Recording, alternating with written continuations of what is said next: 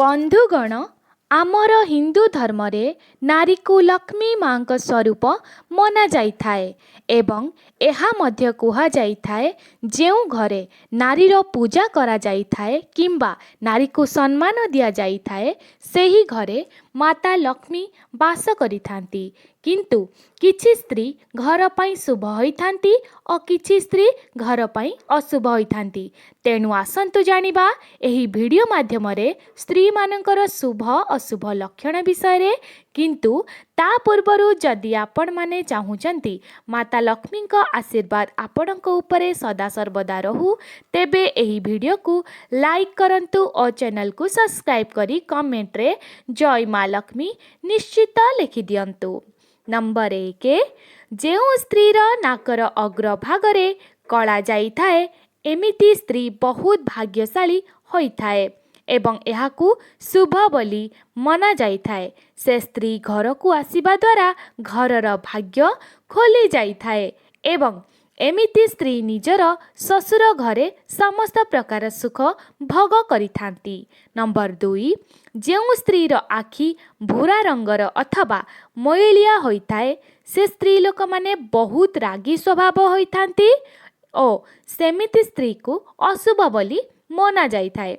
Number 3 जेउ स्त्रीर आंगुठी लंबा एवं पतला होइथाए एमिति स्त्री निज पति पाई बहुत भाग्यशाली होइथांती। से स्त्री निज ससुर घर को बहुत खुशी नहीं आसीथांती। नंबर 4 जेउ स्त्रीर हाथ एवं पादरे शिर देखा जाए एमिति स्त्री को शुभ बोली मना जाइथाए। एमिति स्त्री घर को आसीबा द्वारा घरे माँ लक्ष्मी अवश्य वास करिथांती एवं तांको घरे रहिबा द्वारा सुख समृद्धि एवं वैभव आसीथाए। नंबर 5 जेउ स्त्री मानकर राशि मेष मीन एवं वृषभ होइथाए से स्त्री माने बहुत शुभ मना जाइथाए। आग को जाई से स्त्री माने निज जीवन रे बहुत सफलता पाइथांती। नंबर 6 जेउ स्त्री मानकर बाल लंबा होइथाए सेही स्त्री बहुत शुभ एवं भल स्वभावर होइथांती। नंबर 7 जेउ स्त्रीर कान बाल रही थाए सेही स्त्री निज ससुर घरे बहुत कठिन परिस्थिति रे सामना करिथांती और एमाने सबुबेले परिवार रे कलिर कारण पालटी जाइथांती। नंबर 8 जेउ स्त्री चालिबा समय रे पाद तळु धूली उडुथाए एमिति स्त्री निज परिवार पाई निराशर कारण होइथांती आउ एमानंकु बहुत अशुभ मना जाइथाए। नंबर 9 जेउ स्त्री सबुबेले निजर बेक बंका रखिबार अभ्यास रखी थाए सेही स्त्रीर जीवन सबुबेले दुखरे घेराव भितरे रही थाए।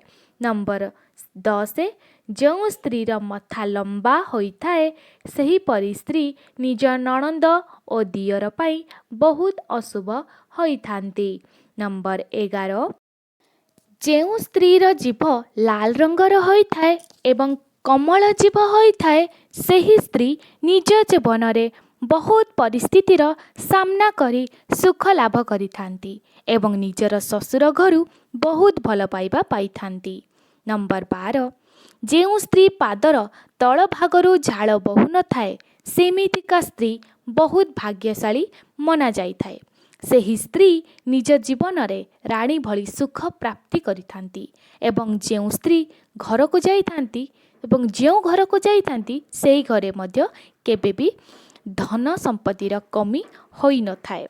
नंबर 13 जेउ स्त्रीर 18 उपरी भागरे निश रही थाए से तांकर समस्त पदक्षेप सबुबेले छोट होइथाए एवं सेमानकर स्वास्थ्य मध्य भल रही थाए।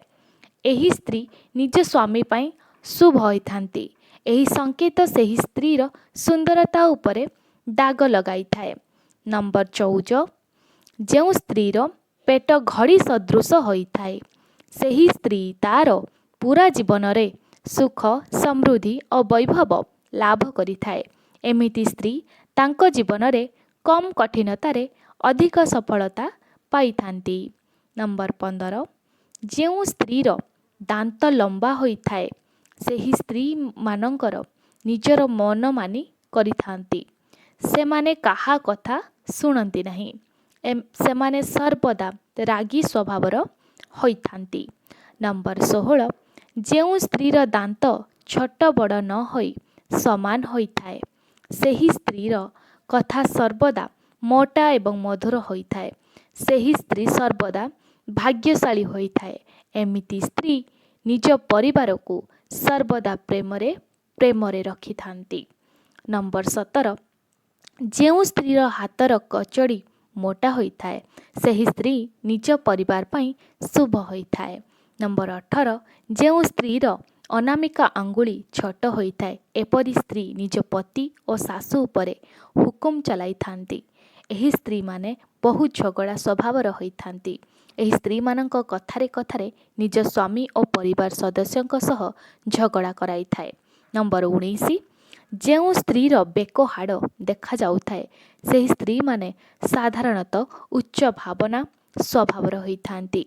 ସେମାନେ ନିଜ ଜୀବନରେ ଆଗକୁ ଚଢ଼ିବା ପାଇଁ ବା ବଢ଼ିବା ପାଇଁ ବହୁତ ସଂଘର୍ଷ କରିଥାନ୍ତି କିନ୍ତୁ ଗୋଟିଏ ଦିନ ନିଶ୍ଚୟ ସଫଳତା ହାସଲ କରିଥାନ୍ତି। ନମ୍ବର 20 ଯେଉଁ ସ୍ତ୍ରୀର କାନରେ କଳା ଯାଇଥାଏ ସେ ସ୍ତ୍ରୀ ନିଜ ସ୍ୱାମୀକୁ ଭଲ ପାଉନଥିଲେ ତାଙ୍କୁ ବିଧବା ଭାବରେ ଜୀବନ ବିତାଇବାକୁ ପଡ଼େ। ନମ୍ବର 21 ଯେଉଁ ସ୍ତ୍ରୀର ବାଳ ଛୋଟ ହୋଇଥାଏ ସେହି ସ୍ତ୍ରୀ ଭଲ ଜୀବନସାଥୀ ମିଳିଥାଏ ଏବଂ ସେମାନେ ନିଜ ସ୍ୱାମୀ ପାଇଁ ଶୁଭ ସାବ୍ୟସ୍ତ ହୋଇଥାନ୍ତି। ନମ୍ବର 22 ଯେଉଁ ସ୍ତ୍ରୀର ଡାହାଣ ହାତରେ କେଉଁ ଜାଗାରେ ଦୁଇଟି କଳା ଯାଇଥାଏ ସେହି ସ୍ତ୍ରୀକୁ ବହୁତ ଶୁଭ ମନାଯାଏ ଏବଂ ତାଙ୍କ ଜୀବନ ସୁଖରେ ବ୍ୟତୀତ ହୋଇଥାଏ। ନମ୍ବର 23 ଯେଉଁ ସ୍ତ୍ରୀର ହାତରେ ବହୁତ ରେଖା ଥାଏ ସେ ସ୍ତ୍ରୀ ଆୟୁଷ ବହୁତ ଲମ୍ବା ହୋଇଥାଏ। ଏମିତି ସ୍ତ୍ରୀ ପୂଜା ପାଠରେ ଅଧିକ ମନ ଦେଇଥାନ୍ତି। ନମ୍ବର 24 ଯେଉଁ ସ୍ତ୍ରୀ ବେକରେ ମଧ୍ୟଭାଗରେ କଳା ଯାଇଥାଏ ସେହି ସ୍ତ୍ରୀ ବହୁତ ଶୁଭ ହୋଇଥାଏ। ଏପରି ସ୍ତ୍ରୀ ଜୀବନରେ କୌଣସି ଉଚ୍ଚ ପଦବୀରେ ପହଞ୍ଚିବାର ସମ୍ଭାବନା ଅଧିକ ରହିଥାଏ। ନମ୍ବର 25 ଯେଉଁ ସ୍ତ୍ରୀର ଗଇଁଠି ଫଟା ହୋଇ ରହିଥାଏ ସେହିପରି ସ୍ତ୍ରୀ ବହୁତ ଶୁଭ ହୋଇଥାଏ। ଏହିପରି ସ୍ତ୍ରୀ ନିଜ ପରିବାର ସହିତ ଭଲରେ ଜୀବନ ବିତାଇଥାନ୍ତି। ସେମାନଙ୍କର ଭାବନା ଉଚ୍ଚ କୋଟିର ହୋଇଥାଏ।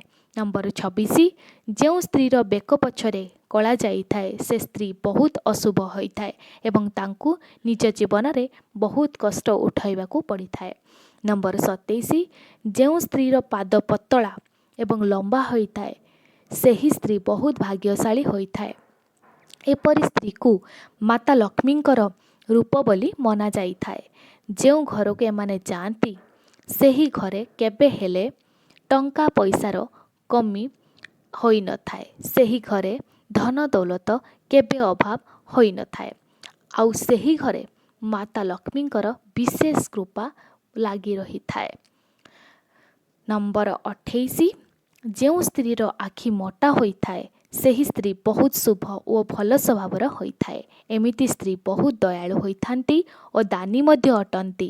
ଯେଉଁ ସ୍ତ୍ରୀ ଘରେ ଏହିଭଳି ଝିଅ ଜନ୍ମ ହୋଇଥାଏ ଏବଂ ଯେଉଁ ସ୍ତ୍ରୀ ଏହି ଝିଅମାନଙ୍କର ବିବାହ କରିଥାନ୍ତି ସେହି ଘର ସେମାନଙ୍କର କେବେ ଧନ ଦୌଲତର କମି ହୋଇନଥାଏ। ନମ୍ବର 29 ଯେଉଁ ସ୍ତ୍ରୀର ଗାଲରେ କଳା ଯାଇଥାଏ ସେ ସ୍ତ୍ରୀ ବହୁତ ଭଲ ସ୍ୱଭାବର ହୋଇଥାନ୍ତି। ଏମିତି ସ୍ତ୍ରୀ ଭିତରେ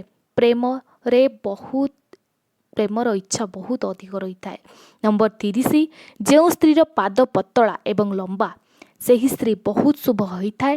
ଏମିତି ସ୍ତ୍ରୀ ନିଜ ସ୍ୱାମୀ ପାଇଁ ଲକି ହୋଇଥାନ୍ତି ଏବଂ ଯାହା ସହିତ ଏ ସ୍ତ୍ରୀର ବିବାହ ହୋଇଥାଏ ସେ ପୁରୁଷ ବହୁତ ଭାଗ୍ୟଶାଳୀ ହୋଇଥାନ୍ତି।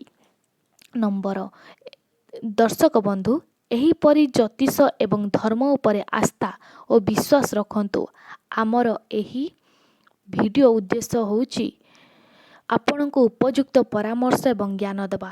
ତେଣୁ ଯଦି ଆପଣମାନଙ୍କୁ ଏହି ଭିଡ଼ିଓରେ କୌଣସି ସନ୍ଦେହ ଅଛି ତାହେଲେ ଦୟାକରି ଆପଣ କମେଣ୍ଟ ମାଧ୍ୟମରେ ଜଣାନ୍ତୁ। ଯଦି ଆପଣଙ୍କୁ ଭିଡ଼ିଓ ଭଲ ଲାଗିଲା ପ୍ଲିଜ୍ ମୋ ଚ୍ୟାନେଲକୁ ସବସ୍କ୍ରାଇବ୍ କରିବାକୁ ଜମା ଭୁଲିବେନି। ଜୟ ମା ଲକ୍ଷ୍ମୀ।